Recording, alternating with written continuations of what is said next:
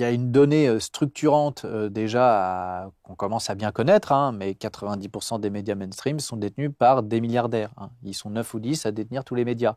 C'est bizarre parce que les médias, ils font pas d'argent. Alors, quel intérêt ont ces milliardaires à détenir des médias qui font pas de bénéfices? Si ce n'est, évidemment, d'organiser une propagande, de contrôler au maximum l'opinion publique. Bon, ça, c'est la première chose.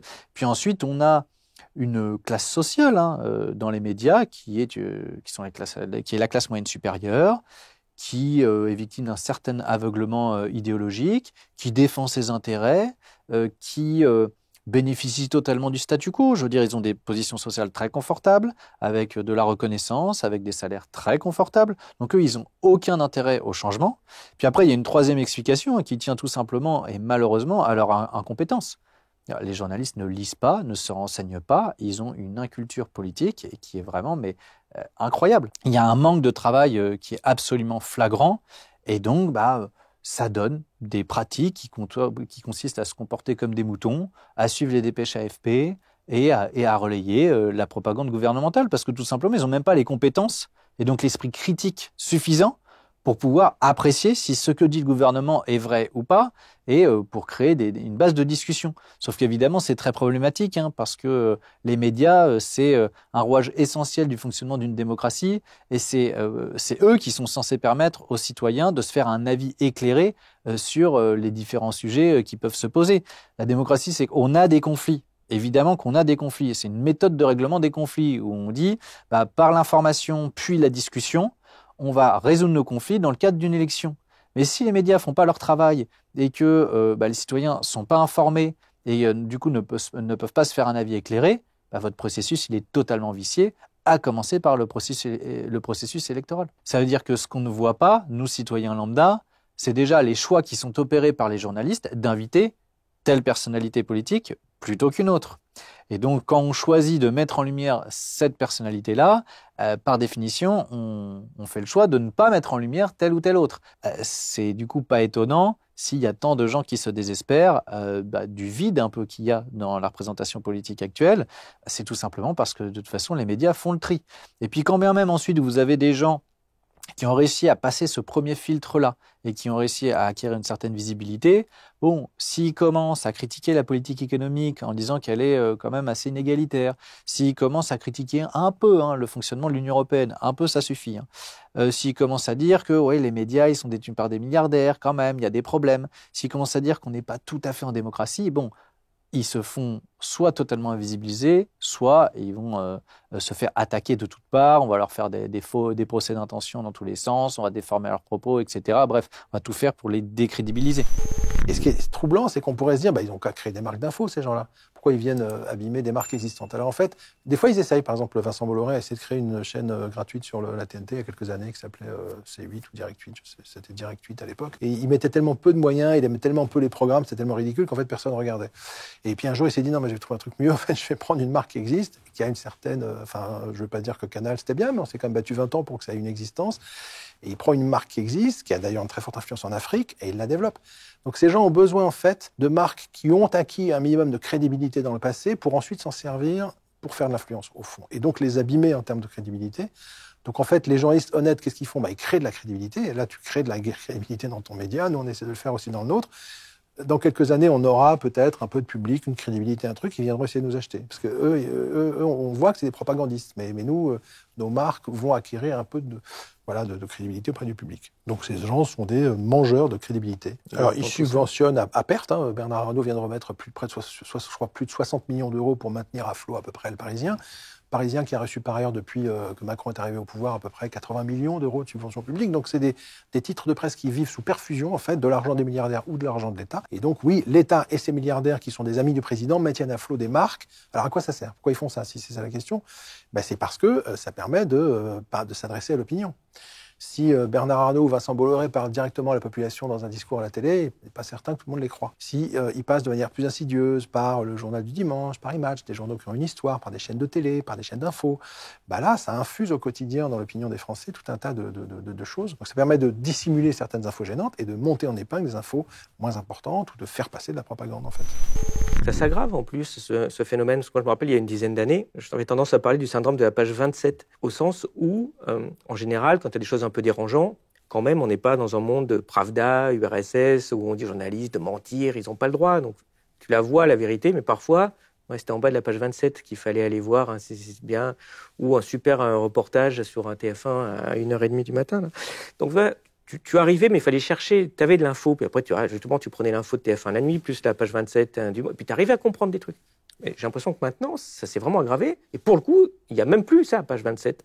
Il y a vraiment des informations qui disparaissent. C'est ce qu'on a vu déjà un peu aux États-Unis, d'ailleurs, avec une espèce de presse de droite et de presse de gauche, qui n'a rien de nouveau dans l'absolu, mais avant, c'était des presses d'opinion de gauche et de droite. Maintenant, c'est des presses de faits de gauche et de droite. Enfin, autrement dit, tu lis New York Times, des fois, tu vas voir certaines infos, tu n'en as pas d'autres. Mais par contre, tu vas regarder Fox News aux États-Unis, tu auras d'autres infos, des faits, hein. Pas d'analyse à propos. Oui, c'est pas que les faits sont faux, c'est qu'ils les sélectionnent. Ouais, c'est ça, c'est la sélection est telle que tu ne vois plus le même monde déjà. Et après, évidemment, au-delà de ces faits qui sont tronqués, tu vois, les analyses d'opinion dont on peut discuter. Mais si déjà il n'y a plus un référentiel commun de faits, ça pose quand même un vrai problème, non ? Ça a toujours existé. Donc, quand j'ai commencé ce livre, je me suis posé la question d'éviter l'écueil intellectuel qui consiste à croire que ce qu'on vit est totalement neuf et ne s'est jamais produit avant. Bon. Pour donner un exemple, c'est lors de l'affaire Dominici, si je ne m'abuse, qu'on a chassé les journalistes, les caméras et les photographes du prétoire parce qu'ils avaient fichu le beans. Bon. Donc jusque-là, il y avait des photographes dans les prétoires. Donc, on sait que le couple justice-média a toujours été un couple compliqué, avec sur des très grandes affaires médiatiques, des interférences. On pense évidemment à l'affaire Dreyfus, sauf que l'affaire Dreyfus, c'est le processus finalement vertueux qui fait que les médias, les journalistes, vont jouer le rôle de chien de garde, et c'est le J'accuse de Zola qui va casser le processus pervers qui s'était mis en marche autour de l'affaire Dreyfus. Là, c'est un processus vertueux. Mais je me suis dit aussi qu'on assistait à quelque chose d'un peu différent. C'est qu'on n'est plus sur un processus où des médias, à un moment donné, vont avoir un rôle toxique dans une affaire donnée. On est dans un processus où les médias ont pris tellement de pouvoir dans la société qu'ils sont capables d'endommager le fonctionnement structurel de la justice dans son entier. Et là, si je ne me trompe pas, encore une fois, c'est une idée que je lance dans le débat, là, on rentre dans quelque chose de différent puisqu'on rentre dans un choc structurel. Exemple concret. Il y a 3 ou 4 ans, je vais à une conférence où il y avait un très grand et très célèbre juge d'instruction qui dit « Bon, on ne tient plus le secret de l'instruction si on le supprimait. Après tout, les Brésiliens, je crois, font des fenêtres de procédure et à intervalles réguliers, le juge d'instruction donne des informations objectives sur l'état d'avancement de son instruction. » Mais pourquoi est-ce qu'on se pose la question de supprimer le secret de l'instruction ? Est-ce que c'est parce que la justice s'aperçoit que finalement l'enquête n'a pas besoin de secret pour se dérouler convenablement, ou est-ce que c'est tout simplement parce que les médias ont foutu de tels coups de boutoir dans le secret de l'instruction qu'on ne le tient plus et qu'on y renonce ? Je pense que c'est l'hypothèse 2. Mais si c'est l'hypothèse 2, ça accrédite l'idée que je propose, que le système médiatique est en train de pulvériser, d'une certaine manière, le système judiciaire. Le débat public est détruit. C'est-à-dire qu'il n'y a plus de débat public. Où est-ce qu'on peut discuter de ces questions-là ? Aujourd'hui, dans les grands médias... C'est pour ça qu'il y a des médias alternatifs qu'on essaie de faire vivre. Non, mais c'est incroyable. Où est-ce qu'on peut parler de ça ? On parle de tas de choses, mais qui n'ont aucun intérêt, excusez-moi. En tout cas, qui n'ont pas l'intérêt stratégique pour le pays. Donc on a un débat public qui est détruit. Il est détruit par le système médiatique qui est lui-même malade, ou entre les mains de certains intérêts, donc évidemment publics ou privés. Et puis vous avez les réseaux sociaux qui sont frappés par la démence sociale, quoi. Tout le monde est fou, s'énerve. Enfin, donc finalement, où est-ce qu'on peut débattre tranquillement des problèmes et accepter la contradiction ? La politique, c'est un rapport avec l'altérité, autrui. C'est je suis un autre, j'écoute ce qu'est l'autre, parce que j'apprends de l'autre ce que je n'ai pas. Et le compromis politique, qui est tous les jours, on fait tous les jours des compromis dans l'éducation de ses enfants, avec son épouse ou son conjoint, avec ses parents qui ne sont pas d'accord, avec ses enfants contre les élèves, etc. Dans le conseil municipal, dans l'association, dans les entreprises, on passe notre vie à échanger des concessions, se comprendre, et essayer de trouver des solutions. Mais plus en politique. Pourquoi ? Sur des décisions qui concernent 67 millions de personnes, on ne peut pas avoir cette discussion, se poser tranquillement. Moi, je réclame la réorganisation du débat public dans ce pays. Et ça ne repose pas que sur la responsabilité individuelle. Il y a aussi à organiser quelque part un lieu de discussion nécessaire. Donc il faut retrouver cette qualité du débat public. Moi, j'ai été parlementaire il y a une vingtaine d'années, j'étais jeune député. Franchement, c'était chaud, hein. Il y avait quand même des confrontations, mais franchement, c'était intéressant parce que chacun respectait quand même l'autre. Là, il n'y a plus personne, c'est tout de suite les insultes, les attaques. Donc on est dans une période d'agitation très, très forte, alors qu'on a besoin de calme. La France a besoin de calme pour prendre des bonnes décisions. On peut avoir l'impression, quand on voit le paysage audiovisuel, quand on voit ce que disent les politiciens, ce que disent les gens qui font de la pub, qu'en fait, on est submergé de gens qui veulent nous imposer leur propre vue. Alors qu'en fait, ce que font quasiment tous ces gens-là, c'est essayer de dire des choses qui vont plaire à la population. En fait. Donc, quand on est politicien, dans une démocratie en tout cas, et même pas dans des démocraties, en fait, on est vraiment très inquiet de ce que pense le peuple, on fait des focus group, on regarde les sondages, pour essayer de faire et de dire des choses qui vont être populaires. Donc, c'est pas le seul critère qu'ils prennent en compte, mais c'est quand même un critère qui est bien entendu extrêmement important. C'est vrai aussi des gens qui font de la pub, en fait. Ils essayent déjà, dans un premier lieu, les entreprises vont essayer de construire des produits qui vont plaire au public, plutôt que de construire un produit et ensuite d'essayer de le vendre à tout prix. Donc, tout ça, en fait, on peut avoir l'impression que c'est des gens qui essayent de nous influencer, et en effet, ils essayent de le faire, mais ils essaient de nous influencer en nous disant des choses qu'on a déjà envie d'entendre. Ça marche moins que ce qu'on pourrait le penser en général. Donc, par exemple, pour ce qui est de la publicité à la télé, il y a eu la plus grosse étude sur l'efficacité de la publicité à la télé qui a été faite aux États-Unis, suggère que, en gros, pour vous donner un ordre de grandeur, si vous doublez votre budget de pub, vous allez augmenter les ventes en moyenne 1%. Après, il y a une grosse hétérogénéité, donc il y a des campagnes qui marchent bien et des campagnes qui ne marchent pas du tout, et on ne sait pas vraiment pourquoi c'est le cas. Mais en tout cas, en moyenne, les effets sont très très modestes. Donc voilà, après, sur Internet, ça marche un tout petit peu mieux parce qu'on peut un peu plus cibler les gens. Mais ça reste des effets très modestes. Ouais. Par exemple, il y avait un article intéressant qui avait été écrit par quelqu'un à Google qui montrait qu'en fait, pour savoir si une pub sur Internet avait un retour sur investissement positif, il fallait des millions et des millions de points de données parce que les effets étaient très très petits et très très bruités. C'était un papier qui était écrit par quelqu'un qui travaillait dans une entreprise dont quasiment tous les revenus sont liés à la pub. Donc là, pour la peine, il n'y avait pas vraiment de conflit d'intérêt. Et donc en effet, on sait que les effets sont très modestes. Ils ne sont pas inexistants, mais ils sont très modestes. Et ils sont beaucoup plus... En tout cas, ce qui est sûr, c'est que ce n'est pas la publicité qui va faire que les gens achètent des choses qui iraient contre leurs intérêts. En fait. Quand on voit, moi je ne sais pas si on n'aime pas les SUV, on peut se dire, voilà, les gens, ils ont été brainwashés par la publicité pour acheter ce genre de véhicule. En fait, non, juste les gens, ils aiment bien ça, en fait. Je ne pense pas que ce soit une bonne idée, mais ça correspond aux préférences intrinsèques des gens, surtout dans un environnement où de plus en plus des gens ont ce genre de véhicule, plutôt qu'à quelque chose qui aurait été imposé par du marketing. Ce que peut donner la pub, c'est des arguments, en fait, où on se donne à soi-même. Donc, une pub qui va dépeindre je sais pas moi, une nourriture qui est pas très bonne pour la santé comme étant en fait c'est pas si mal que ça. Ça peut nous donner des excuses pour faire quelque chose qu'on voulait faire dans tous les cas. Et en effet, ça peut envoyer un signal en termes du fait que les autres gens aiment bien ça. Mais après, en effet, il y a aussi une réalité. Les gens voient bien que il y a de plus en plus de SUV et du coup, on m'a dit pourquoi pas moi en effet. Ouais. Par ailleurs, il y a des problèmes un peu de conflit d'intérêt dans le sens où si c'est vrai que la pub marche pas très bien, les publicitaires du coup ont pas vraiment intérêt à mesurer son efficacité. Et je pense que du coup, une bonne partie du succès de la pub, pas en tant que ça marche sur la population, mais en tant que les gens dépensent de l'argent, tient à ces intuitions sur le fait que, comme on le disait au début, ces intuitions sur le fait que les gens sont un peu crédules, sont faciles à influencer, que tout le monde partage un peu, mais qui sont globalement fausses. Il y a cette anecdote que raconte l'économiste américain Steve Levitt dans un des épisodes de son podcast, où il était invité par une grosse entreprise américaine qui vend des outils, et qui lui demandait d'évaluer ses pubs, enfin d'évaluer son programme de marketing et de publicité. Et il disait, voilà, on sait que les pubs marchent bien parce que tous les ans, avant Noël et avant la fête des pères, on fait des pubs et les gens achètent plus d'outils. Alors que non, bien sûr, c'est simplement parce que les gens ils font des cadeaux à Noël et pour la fête des pères, souvent ça va être des outils du coup. C'est une entreprise qui dépensait des dizaines de millions de dollars tous les ans en pub. Il y avait un degré de réflexion qui était vraiment zéro en fait. Donc c'est plausible qu'il y ait beaucoup d'entreprises qui dépensent beaucoup trop d'argent. Et d'ailleurs, Google, qui est l'entreprise qui en sait le plus sur la pub, parce que c'est eux qui font le plus de pub au monde, n'a pas l'air de dépenser beaucoup d'argent pour faire de la pub. moi, je suis frappé aussi par la proximité entre Emmanuel Macron et les GAFAM. Hein. Il invite souvent les responsables américains qui sont probablement assez fascinants.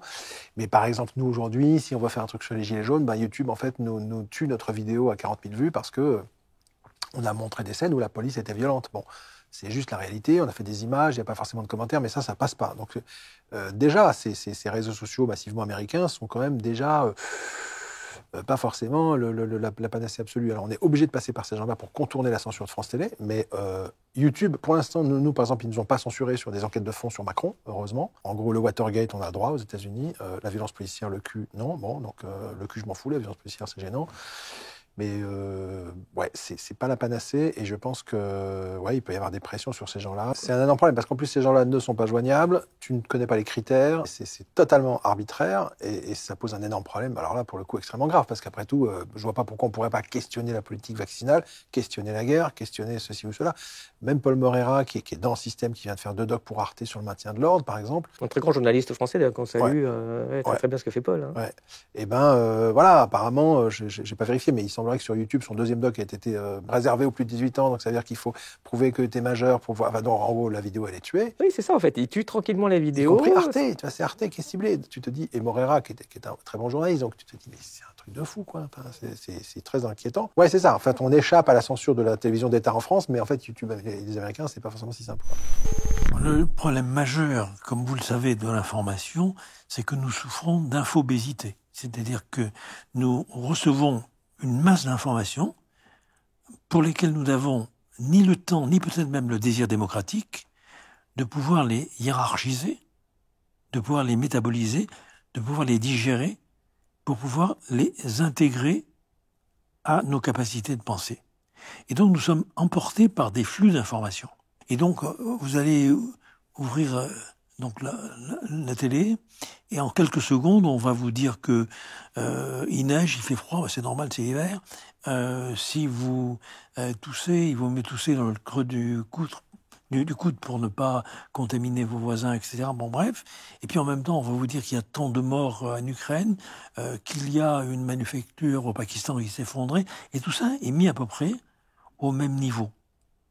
Donc, si vous voulez, il y a une perte de la hiérarchie des informations et de leurs valeurs, et en même temps, une privation du temps pour pouvoir les digérer, les penser.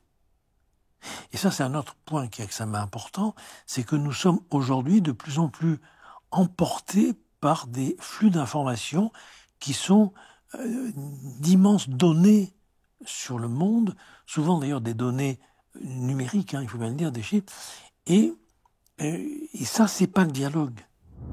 Cette chaîne YouTube ne vit que grâce à vos abonnements à notre site. Si vous aimez notre travail, vous pouvez nous soutenir en vous abonnant sur www.elucide.media. Vous y retrouverez de nombreux contenus exclusifs pour aiguiser votre esprit critique.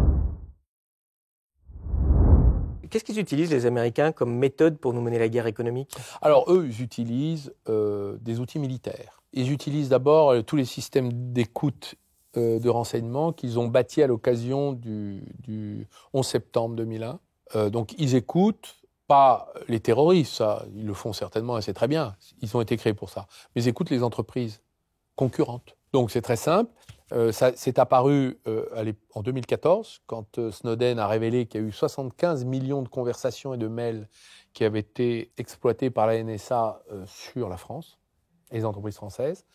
Quand Pierucci, un homme qui devrait porter la Légion d'honneur aujourd'hui parce qu'il a défendu la France plutôt que son intérêt, en acceptant de faire 2 ans de prison injustifiée dans les geôles des États-Unis, dans l'affaire Alstom, c'était un des cadres d'Alstom, il s'est sacrifié à la place de Cron, pendant que Cron vendait Alstom aux Américains. Et M. Pierucci, quand il a été placé en garde à vue à Manhattan par le procureur, ils lui ont mis sous le nez 1 million de mails. Comment ils ont eu 1 million de mails? Par des écoutes illégales. 1 million de mails. Il fallait 3 ans à un avocat pour les lire. Donc, ils ne pouvaient pas se défendre. Voilà. Donc ça, c'est les outils militaires. Deuxièmement, ils ont ce qu'on appelle les outils du droit extraterritorial. C'est-à-dire que les Américains utilisent un droit qui est un droit impérialiste, qui consiste à se déclarer compétent pour des affaires qui ne les concernent nullement. Exemple, Alstom, un contrat entre l'Indonésie et une société française. ils considèrent qu'il y a eu une infraction qui a été commise à cette occasion. 10 ans avant, ils poursuivent. Les États-Unis ne sont pas victimes. Aucune entreprise américaine n'était concernée dans ce dossier. Donc, en fait, ce sont les gendarmes. Ils s'auto-instituent gendarmes du monde en portant atteinte à des intérêts de souveraineté. Donc, ce sont des ingérences.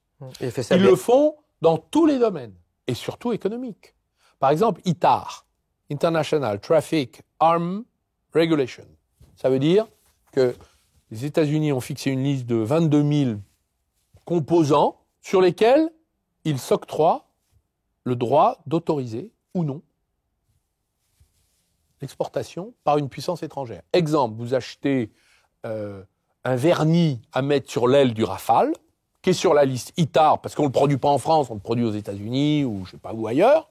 Il s'autorise, à cause de ce composant unique, le droit de dire vous avez le droit d'exporter à tel pays, tel autre, mais pas à celui-là, parce que c'est un ennemi des États-Unis d'Amérique. Je sais que ça me fasse pour que ce soit les ennemis des États-Unis d'Amérique. Moi, les ennemis de mes alliés ne sont pas forcément mes ennemis à moi. Je peux vous parler du American Patriot Act, 2001, 11 septembre, qu'est-ce qu'ils font ? Quand une entreprise est achetée par une entreprise française, est achetée par une entreprise américaine, l'administration américaine dispose du pouvoir unilatéral de demander toute information sur l'entreprise contrôlée majoritairement par une entreprise américaine. Parce qu'elle est dans le champ de l'exploration. Donc toutes les informations, les brevets, les technologies, les gens, sans aucune motivation et sans autorisation judiciaire. Donc c'est des perquisitions illégales. Il y a des périodes de l'histoire du monde où on voit très clairement que le comportement des classes dirigeantes est devenu complètement irrationnel. Moi, j'ai du mal à m'en défaire. J'ai toujours tendance à produire en première approche des modèles rationalisant des comportements géopolitiques occidentaux. Mais ça, c'est dangereux quand on est en hulocratie. Vous voyez, c'est pur que... Voilà, très bien, je suis très content de cette remarque. Mais là, de plus en plus, je pense qu'on est entré dans une période où il faut cesser de penser en termes de projets rationnels. Donc, la volonté d'expansion d'un système qui se décompose en son centre, alors d'abord, on peut l'appliquer aux Européens, mais en vérité, on pourrait aussi l'appliquer aux Américains, parce que l'Amérique est un pays qui est en cours d'implosion, en fait, et qui rêve toujours mégalomane de s'étendre, qui veut aussi étendre l'OTAN. En ce sens, ce que j'appellerais le délire des classes dirigeantes européennes et le désir des classes dirigeantes américaines sont congruents. Je ne pense pas qu'il faille chercher un projet, une rationalité. Je pense que c'est un problème pour des psychiatres. C'est-à-dire, qu'est-ce qui se passe dans l'esprit de gens qui arrivent en haut d'une pyramide de commandement et qui ne savent pas quoi faire, dont le projet ancien apparaît vide et nul, et qui se lancent dans des activités compensatoires d'expansion horizontale. Mais ça, c'est un problème pour les psychiatres, et je propose, d'ailleurs, j'ai eu l'occasion de proposer l'apparition d'une discipline nouvelle qui serait la géopsychiatrie, où on ferait des équipes de recherche qui associeraient des géopoliticiens classiques, des économistes et des psychiatres. Ça, c'est un truc qui m'a beaucoup frappé, c'est la conversion de gens dans le paysage audiovisuel et politique, qui étaient classés comme européistes frénétiques et qui nous parlaient de valeurs européennes, éventuellement même parfois de l'État social européen, du côté assez civilisé de l'Europe paisible par rapport aux États-Unis même, se convertir tout d'un coup à un atlantisme vraiment belliciste. Passer de l'Union européenne à l'OTAN, en fait, comme lieu de fixation de leur fidélité. C'est ce qu'on sentait tous, c'est que le projet européen était devenu vide. C'est-à-dire que... Et ce qu'on a réalisé, c'est qu'il n'était pas vide. Simplement, on a vu, c'est ce qu'avait montré le référendum de 2005, c'est que plus personne n'y croit en France. C'était 55% de non, ça fait 45% de oui. Mais depuis, on a eu une série d'événements cataclysmiques, la grande récession, où l'Europe était encore plus incapable que les États-Unis ou la Chine de gérer les problèmes. Elle a à nouveau aggravé la crise. L'Union européenne, en tant que système institutionnel qui paralyse tout, contrairement à ce qui est dit, l'Union européenne a ralenti les réactions nationales contre le Covid.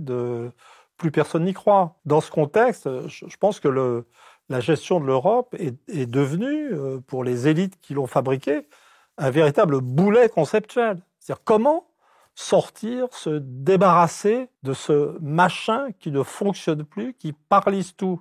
On ne peut pas avouer. Je veux dire, c'est inavouable. Et je pense que la guerre, dans ce contexte, je ne pense pas que permettait de ressouder une unité européenne, comme ils le disent, face à Poutine. Un peu comme le communisme avait contribué à la fabrication de l'Europe. C'est pas ça. En fait, c'est beaucoup plus profond. C'est échapper à toute problématique européenne.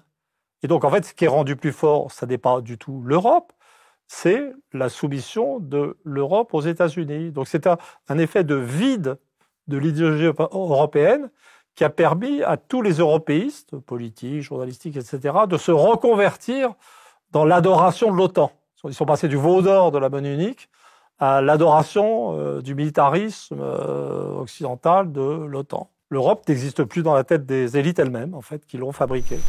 Et je me rappelle, moi j'avais la chance d'être attaché à l'ambassade de France aux États-Unis, donc à Washington, au moment où le président Bush, le fils W, prend les rênes du pays. Et alors, on a une grosse interrogation de la nouvelle administration sur l'OTAN. À quoi sert l'OTAN ? À quoi sert l'OTAN ?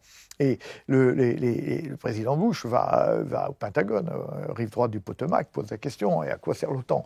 Là, à l'unanimité, les militaires américains disent non mais ça sert à rien, ce truc-là. Il faut se dépêcher de dissoudre cette affaire-là, de manière à gagner de l'argent, faire des économies, récupérer nos généraux, les troupes qui traînent encore en Europe, etc. Très bien. Alors, le président Bush note ça dans son petit calepin, et puis il va au département d'État. Il va au département d'État, et là, il pose la même question. Il dit, vos amis du Pentagone m'ont dit qu'il fallait dissoudre l'OTAN. Alors là, au département d'État, le discours est complètement différent. On lui dit, mais non, surtout pas, surtout pas. Notre outil de mainmise, de maîtrise de l'Occident, c'est l'OTAN. Et donc, il faut que l'OTAN existe. Tant que l'OTAN existe, les pays, en particulier les petits pays, entre guillemets, qui sont plus petits que par la taille, je pense au Danemark, à la Hollande, etc., l'Allemagne, qui n'est pas un petit pays, nous sont complètement attachés parce qu'ils dépendent de nous. Et quand un vassal dépend voilà, on applique la politique. Regardez la politique extérieure danoise, la politique extérieure hollandaise est très très liée à ce qu'on leur dit, évidemment. Et donc, au département d'État, on dit non, surtout pas, Monsieur le Président. Évidemment, militairement, ça ne sert pas à grand-chose, mais en termes, bon, c'est fondamental. Et donc, le département d'État va plus loin que ça. Le département d'État dit, écoutez, on va même faire mieux que ça.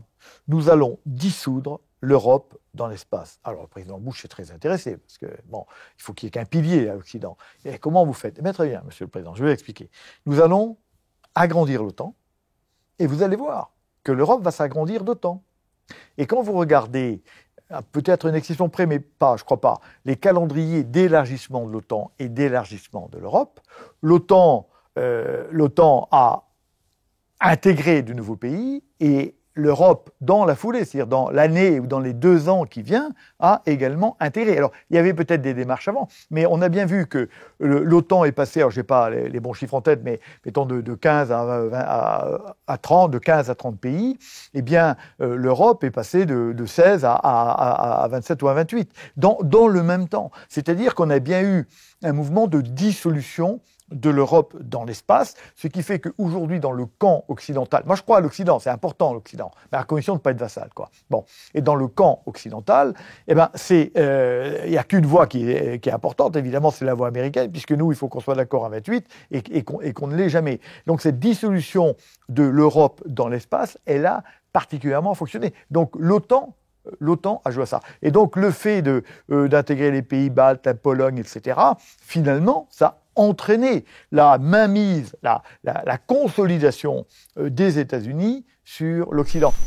Ce qui est très important pour nous, Français, c'est de bien tirer les conclusions de cette implication différente des pays dans la guerre, les Américains, les Britanniques et les Polonais.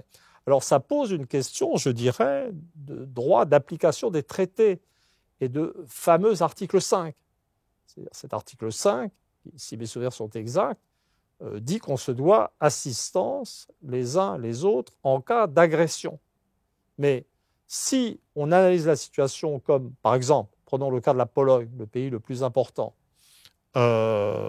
quantitativement, si on perçoit la Pologne comme en position offensive elle-même, et si les Russes attaquent la Pologne, est-ce que l'article 5 peut s'appliquer? Est-ce qu'on doit être solidaire de la Pologne? Ça ne me paraît pas du tout évident. C'est-à-dire que moi, personnellement, je le dis franchement, je pense que si les Russes qui voient arriver tous ces armements à travers une Pologne qui, depuis le début, ont organisé simplement l'Ukraine comme pays anti-russe, et si la Russie se retourne contre la Pologne, nous ne devons pas assistance à la Pologne, pas automatiquement. Il peut y avoir d'autres conditions, d'autres choses, toutes sortes de choses. Mais pour moi, il ne va pas du tout de soi que nous sommes liés à la Pologne par un traité offensif. Les lois passées par la Douma contre la propagande LGBT, je veux dire, c'est pas du tout ma tasse de thé. C'est pas du tout ma tasse de thé. Mais il faut surtout pas s'imaginer que c'est quelque chose qui coupe les Russes du monde. C'est le contraire. C'est quelque chose qui rend les Russes plus séduisants encore au monde qu'ils n'étaient à l'époque du communisme. À l'époque du communisme, les Russes avaient une sorte de soft power qui venait du fait que le communisme réussissait dans tous les pays de structures familiales communautaires exogames. Donc il y avait des gens qui trouvaient que le communisme était formidable en Chine, au Vietnam, en Serbie ou en Toscane, en Italie centrale. Dans l'ensemble du monde arabe, dans toutes sortes de pays, l'athéisme communiste faisait horreur.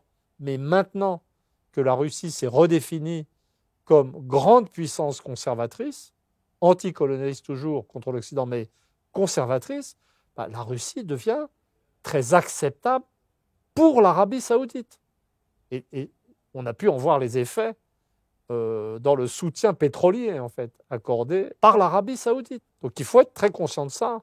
Mais encore une fois, c'est des données objectives, c'est une interprétation anthropologique de l'idéologie qui peut servir à tout le monde. Pour moi, ça n'est pas prendre parti.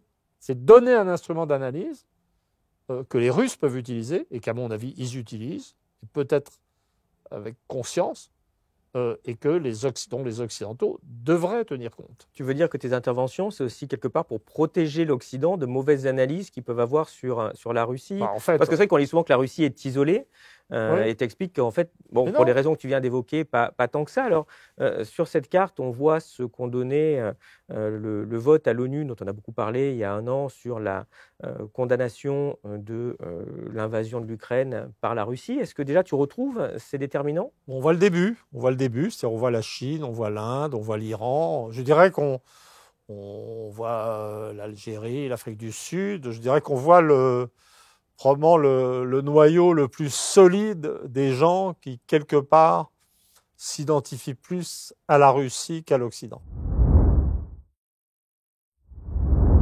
Pourquoi on compare beaucoup la période actuelle avec la période de 1995, tout simplement parce que 1995, dans l'imagerie populaire, c'est la dernière grande victoire, c'est l'une des dernières grandes victoires sur le pouvoir, et c'est une victoire par rapport à une réforme contre les retraites. C'est aussi les plus grandes manifestations depuis les toutes dernières qu'on a eues ces jours-ci. Donc 1995, qu'est-ce qui se passe? Le gouvernement Juppé est élu en 1995. Première chose qu'ils font, c'est le plan de réforme de la sécurité sociale. Dans ce plan de réforme de la sécurité sociale, il y a plein de choses. Ce qu'on a le plus retenu, c'est justement cette réforme des retraites. La réforme des retraites qui est prévue par Juppé en 1995, c'est d'amener le secteur public sur les conditions de départ du secteur privé qui lui-même avait été réformé en 1993 par Balladur. Et donc, à l'époque, on cotise pendant le temps de cotisation pour les gens, c'était 37 ans et demi. Et donc, l'idée, c'était de l'amener à 40 comme dans le privé. Mais il faut se rappeler aussi qu'il n'y avait pas que ça, il n'y avait pas que ce plan Juppé.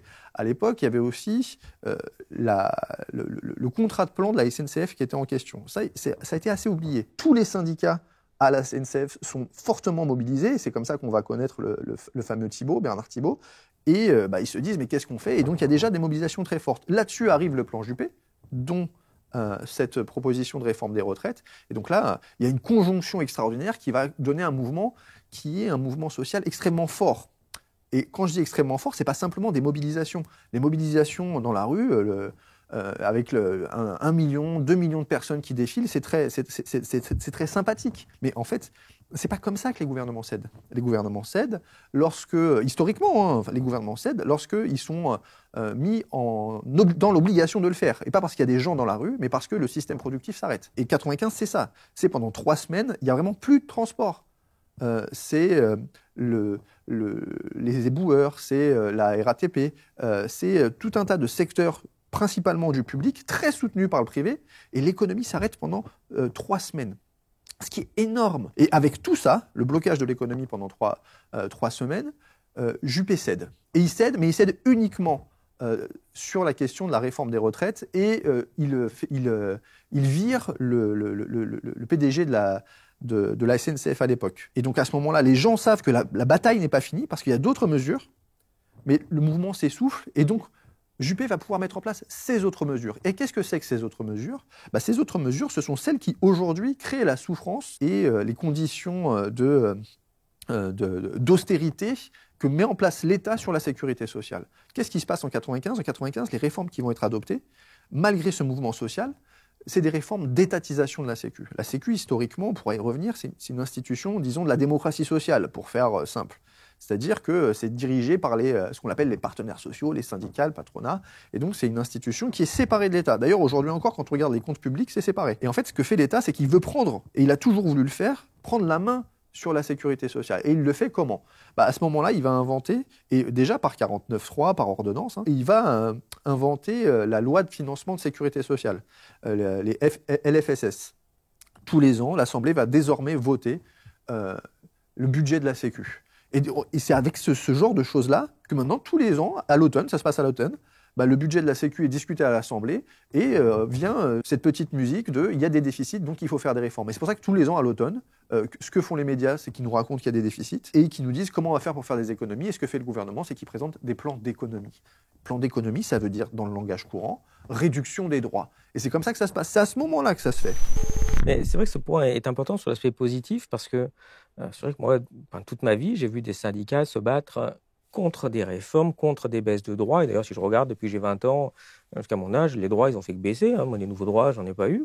Et c'est vrai qu'au tout début, je me rappelle, les syndicats avaient des revendications positives. On veut travailler moins, donc c'était 35 heures à l'époque, ou la semaine de 4 jours, ou une augmentation du SMIC. C'est des trucs qui ont complètement disparu, cet aspect de revendication positive. Je crois que là-dessus, le pouvoir politique et je dirais, l'idéologie néolibérale a formidablement fait son œuvre. Elle a été d'une efficacité redoutable. On nous explique depuis les années 80 qu'en fait, on est dans la mondialisation et donc que dans le libre-échange, de toute façon, on n'a pas le choix. On est en concurrence avec des pays qui ont des salaires extrêmement faibles. Et donc, ma pauvre dame, il faut baisser le coût du travail, il faut baisser les protections sociales, il faut flexibiliser le marché du travail parce que sinon, on ne pourra pas s'en sortir face à la concurrence mondiale. Et donc, c'est pris dans cette dynamique-là et ce cadre de contraintes posé dès le départ qui fait que, effectivement, aujourd'hui et depuis plusieurs années, on ne revendique plus de nouveaux droits, on est en lutte défensive permanente. Et je pense qu'il va être temps effectivement de dire non mais en fait il faut rompre avec cette logique néolibérale et il va falloir construire un monde beaucoup plus équitable, beaucoup plus égalitaire. Et ça passe notamment par le fait de rompre avec l'idée du libre-échange et enfin s'autoriser à faire du protectionnisme sur le plan économique parce qu'il n'y a pas d'autre voie en fait. Si on veut pouvoir réguler l'économie, il va falloir pouvoir faire du protectionnisme. J'ai une dernière question relative au mouvement social, à l'économiste. Tout à l'heure, vous avez parlé de votre exemple en disant « Oui, moi j'ai pris métro pour venir, j'ai pas eu trop de soucis, enfin, le pays est pas paralysé. On voit qu'il y a une stratégie des syndicats qui est, en effet, il faut faire pression sur le gouvernement, sinon il ne cédera pas, et pour ça, c'est la grève. Donc on demande aux gens finalement de se priver d'argent en disant ça va bloquer le pays, et puis le gouvernement il va céder. Et on voit que ça marche assez peu. Donc ça, c'est quelque chose, moi, qui m'a un peu étonné comme stratégie, parce que les gens ont bien compris à qui ils ont affaire, que Macron n'est pas du tout un homme politique, un espèce de fonctionnaire qui décide d'appliquer les décisions, mais sans cet aspect politique, où un Chirac ou même un Hollande aurait peut-être cédé. Et les gens se disent, je ne veux pas perdre de l'argent pour ça, moi. Mais comme le but pour faire cesser le gouvernement, c'est de bloquer l'économie, les syndicats disent, arrêtez de travailler. Mais il y a une autre façon de bloquer l'économie, qui est beaucoup moins douloureuse, c'est arrêter de consommer. C'est-à-dire aller travailler, puis rentrer chez vous, et puis vous ne dépensez pas l'argent en fait. Vous ne sortez plus, pas de loisirs, faites surtout pas le plein parce que ça donne des taxes à l'État. Faites pas trop de courses, videz vos stocks chez vous. C'est un vrai moyen de pression. Moi, j'entends aucun syndicat qui met ça en avant. Au lieu de dire aux gens, pour faire céder Macron, essayez de perdre de l'argent, puis ça marchera peut-être avec 10% de probabilité. De dire aux gens, gardez l'argent, épargnez au maximum, vous allez voir, ça va faire la même chose, l'économie va être bloquée, il va céder. Pourquoi on ne va pas dans cette piste-là? C'est stupide comme idée. Ça veut dire qu'on a par exemple une cellule de 2 places, il faut s'imaginer. C'est une pièce de 9 mètres carrés avec une plaque électrique, un WC, une plaque électrique sur un petit placard, un petit point d'eau et un WC. Donc déjà, on se met dans cette pièce de 9 mètres carrés, qui est la taille d'une petite chambre d'hôtel, et on retire tout ça. Ensuite, on met 2 couchettes, et puis on va rajouter un matelas par terre, parce que 200% de surpopulation, par exemple, dans un établissement carcéral, ça veut dire quoi? Ça veut dire qu'on a 2 places, mais qu'il va falloir en trouver une 3e. Et comme on ne peut pas pousser les murs, on allonge un matelas par terre. Souvent, on voit, j'ai vu les photos, c'est-à-dire que les gens ont la tête sous la petite planche qui sert de petite table. Voilà. Et donc, on est couché par terre, au milieu des 2 autres. On peut même rajouter un 2e matelas, pour être 4 dans une cellule de 2. Voilà. Donc, il faut savoir que, comme on manque de moyens, on n'a pas beaucoup d'activités à proposer, notamment des activités professionnelles rémunérées, mais aussi des formations, etc. Il faut sauter de l'esprit déjà que la prison, c'est le Club Med. Déjà, d'entrée de jeu, c'est tout sauf le Club Med. Bon. Et donc, les détenus restent 23 heures sur 24, à l'exception de l'heure de promenade et d'une douche. Ils restent 23 heures sur 24, comme ça, à 2, 3 ou 4. Dans 9 mètres carrés. Bon. Pendant les périodes de canicule, ça devient juste un cauchemar. Voilà. C'est ça l'état des prisons en France. Et encore, je ne vais pas dans le Zola, mais je vais y aller avec la prison de Fresnes, par exemple. Tout ce que je dis est trouvable dans des documents, notamment du contrôleur général des lieux de privation de liberté. À la prison de Fresnes, la contrôleuse générale des lieux de privation de liberté raconte que l'urine des rats coule des faux plafonds. Or, je sais qu'Anne Hidalgo aime beaucoup les rats, les appelle les surmulots et essaye de nous expliquer qu'il faut vivre avec. Mais on vous expliquera à Fresnes où on vit très concrètement avec, y compris les surveillants. D'ailleurs, il y en a un de mémoire qui a retrouvé un rat au réveil dans son lit. Ça amène notamment la leptospirose, qui est une maladie potentiellement mortelle, dans des proportions qui sont de mémoire de l'ordre de 5 à 10%, mais enfin quand même. Donc, c'est pas sympa, un surmulot, et c'est pas une petite bête adorable avec laquelle il faut apprendre à vivre en dépassant ses préjugés. C'est un animal dangereux dont la population doit être limitée. Voilà. Donc, il y a les puces de lit aussi. Vous avez toujours des photos de détenus qui sont complètement dévorés par les puces de lit. Voilà. Il y a des établissements qui sont totalement insalubres et pas les moindres, parce que Fresnes, c'est franchement pas le plus petit établissement en France. Et on fait vivre des gens dans cet état-là. Les normes, n'est-ce pas, que vous pouvez acquérir sur les scènes des métiers, dans votre boulot, quoi, pour faire simple. Les normes, c'est quoi? Vous vous souvenez de cette superbe définition du philosophe Canguilhem? La norme, c'est la somme des exigences imposées à des existences. Eh bien, la somme de ces exigences qu'on vous impose dans votre existence professionnelle, ça ne reste pas que là où vous travaillez. Vous rentrez chez vous et vous avez incorporé ces normes. Elles sont devenues des habitus, elles sont devenues des manières de penser, des manières d'agir. Et c'est pour ça que d'ailleurs, vous pouvez aller sur, ensuite, n'est-ce pas, un site de rencontre, comme vous iriez à un entretien d'embauche, dans la même posture de faire valoir, fonctionnel, utilitaire, etc. Et de la même manière, vous allez organiser vos loisirs. Et de la même manière, vous allez coacher vos enfants. Et donc, si vous voulez, nous perdons justement les conditions culturelles, sociales, symboliques de création des espaces démocratiques. En lieu et place, vous avez quoi? Vous avez en gros une technocratie par les chiffres, une technocratie par des objectifs déterminés par des soi-disant savants, ou vous avez du spectacle. Alors effectivement, vous pouvez avoir du spectacle au Parlement, c'est pas démocratique, c'est pas un débat. La technocratie, c'est pas simplement la technocratie au sommet de l'État, c'est pas seulement la technocratie à Bruxelles. La technocratie, elle est aussi une manière de penser. Si on n'incite pas les citoyens à parler, ils ne peuvent pas penser. C'est-à-dire que, si vous voulez, la pensée n'est rien d'autre qu'un dialogue intérieur. Vous l'avez chez Aristote, ça, dès le début. Qu'est-ce que c'est penser? C'est poursuivre à l'intérieur de moi-même le dialogue que j'ai eu avec mon ami, avec l'autre. Et qu'est-ce qui fait que j'ai besoin d'amis? C'est que sans ces amis, sans ces interlocuteurs, je n'ai pas de pensée. La technocratie, elle est là. La technocratie, elle n'est pas simplement au sommet de l'État. La technocratie, elle est à l'intérieur de nous-mêmes. Elle est en quelque sorte ce qui surgit de par l'écrasement des conditions mêmes de pensée. Ce qui est étonnant, c'est qu'aujourd'hui, on a l'impression que ces grands acteurs de l'Internet utilisent des contraintes, mais qui ne sont pas vraiment réelles. Par exemple, vous voyez, vous êtes sur votre réseau social, vous n'avez pas envie d'en changer parce que vous connaissez plein de gens sur le réseau social. Vous utilisez un moteur de recherche, vous avez l'habitude de l'utiliser. Alors vous savez qu'il prend un peu d'informations sur vous, mais vous dites au fond, il est gratuit, c'est pas très grave. Et donc c'est ça, ce qui est le danger d'aujourd'hui, c'est que il y a tout un tas de commodités auxquels on est tellement accoutumé qu'on ne veut pas les lâcher. Ce sont des points de passage obligés entre l'homme dans le monde contemporain et ces réseaux sociaux. On peut dire que nous sommes dans une société où, si on veut entrer en contact avec les autres, il faut absolument passer par ces intermédiaires. Et de ce fait, les possesseurs de ces intermédiaires conquièrent un pouvoir vraiment considérable. Et bien sûr, ils en profitent pour nous asservir d'une certaine façon, en tout cas pour exercer des contraintes extrêmement fortes sur nous. Et comme on le disait tout à l'heure, bien sûr, le risque, c'est que les États démissionnent devant ces pouvoirs. Prenons un exemple simple. En France, le gouvernement a bien compris que il y avait un moment où les réseaux sociaux diffusaient des informations fausses, qui non seulement sont fausses, mais qui en plus peuvent être des incitations à la violence, des apologies du terrorisme, des choses qui sont punies par la loi. Donc l'idée, c'est de faire en sorte que la loi commune s'applique sur les réseaux sociaux. Et l'Europe a voulu faire la même chose. Mais bien sûr, comment faire? La difficulté tient à ce que le nombre de messages qui sont transmis est vraiment considérable. On compte 500 millions de tweets par jour. Alors vous n'imaginez pas une armée un corps de fonctionnaires qui scrutent tous ces tweets.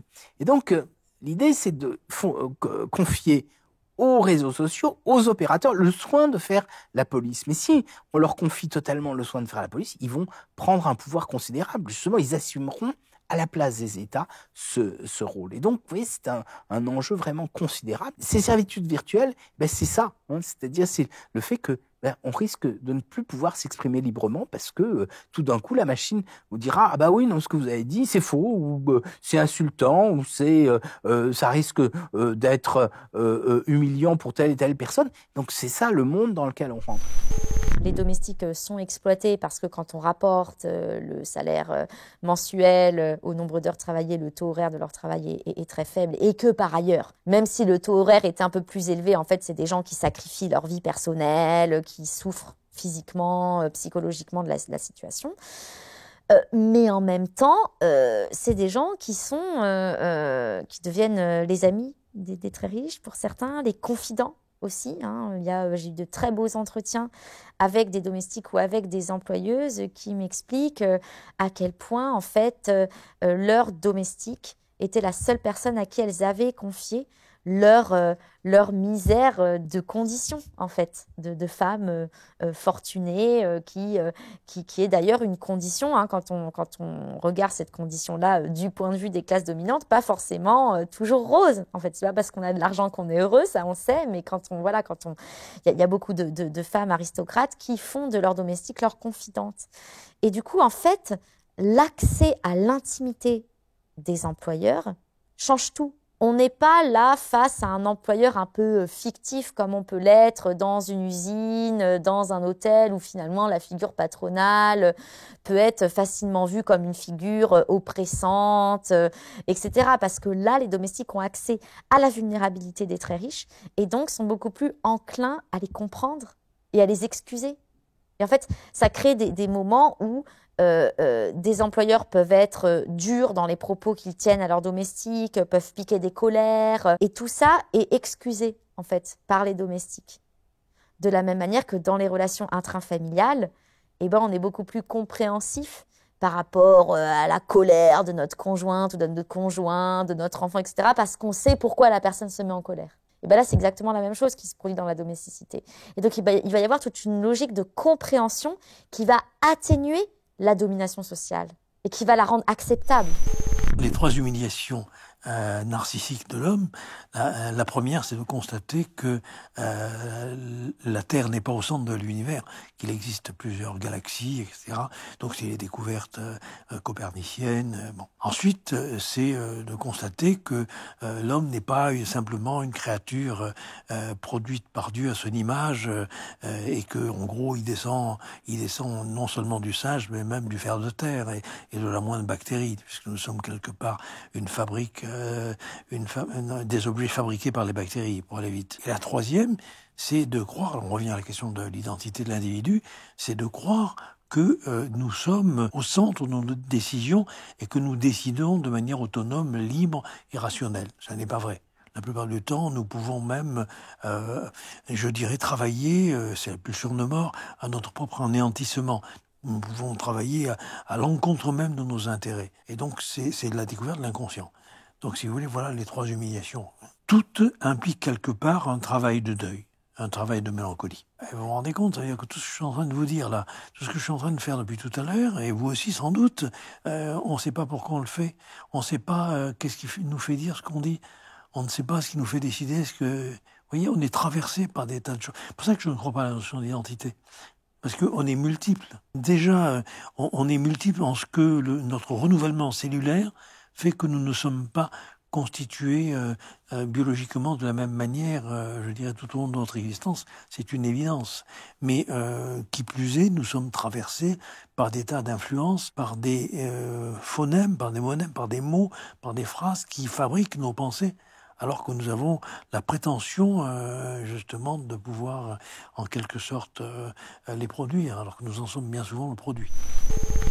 On sent bien que la France et d'autres pays souffrent d'un malaise démocratique, d'une crise de la démocratie, d'une disparition du débat, d'un vide de sens. J'ai évoqué la forte probabilité que les classes dirigeantes soient en train de chercher dans l'aventure et dans la guerre, ou une parodie de guerre, une solution à leurs doutes. Mais en fait, on peut aussi imaginer que confrontés au retour de la vraie histoire, de problèmes urgents, graves, associant après les pénuries de médicaments, déficits industriels, la question de la paix ou de la guerre redevienne un moment fondateur du débat et d'un retour de la démocratie en France. Parce qu'il est probable que les prochaines présidentielles, peut-être, certains, je ne sais pas, se feront sur le thème de la paix ou de la guerre.